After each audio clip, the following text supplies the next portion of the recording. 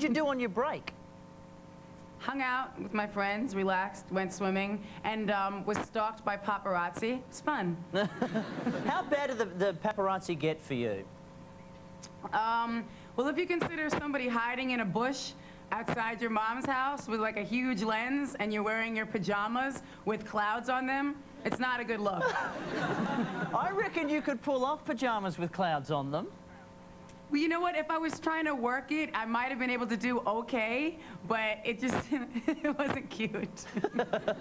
So at the time, it was probably really relaxing for you. Was it hard for you to actually make the decision to come back to music? No, you know what? It was actually the best thing for me to just go in the studio, start writing, start producing a record, and really do what I love to do most. And like, I just put everything that I had gone through and everything that I was going through and feeling and whatever into the music. So I'm happier with this album than I've been with the record in like a really, really long time. I'm really excited about this album.